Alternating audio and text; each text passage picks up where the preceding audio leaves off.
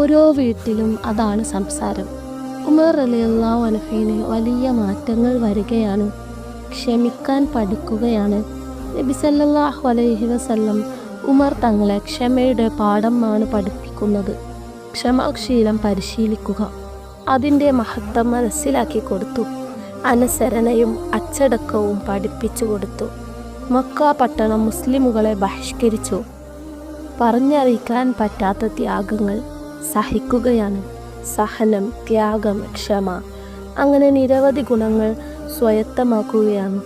നബി സല്ലല്ലാഹു അലൈഹി വസല്ലം സന്ദേശം എല്ലാ ദിക്കിലും വ്യാപിച്ചു. യസ്രിബിൽ നിന്ന് ആളുകൾ വന്നു. അവർ നബി സല്ലല്ലാഹു അലൈഹി വസല്ലമയോട് സംസാരിച്ചു, ഇസ്ലാം സ്വീകരിച്ചു.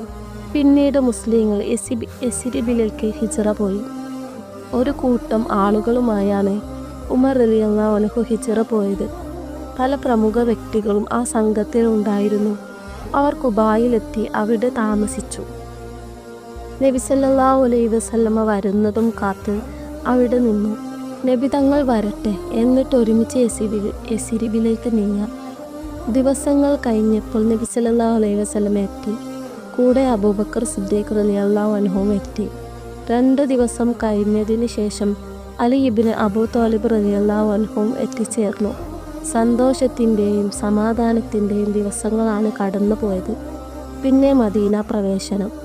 ചരിത്രം കൗതുകപൂർവ്വം രേഖപ്പെടുത്തിയ മഹാസംഭവം. ഹിജ്റ, മക്കയിൽ നിന്ന് യസ്രിബിലേക്കുള്ള മാറ്റം. യസ്രിബിൻ്റെ പേര് മാറി മദീനത്തുൽ നബവിയ ആയി. ഒരു സമൂഹം അതിൻ്റെ അടിത്തറ പണിയുകയാണ്. ഭദ്രമായ അടിത്തറയാണ് വേണ്ടത്.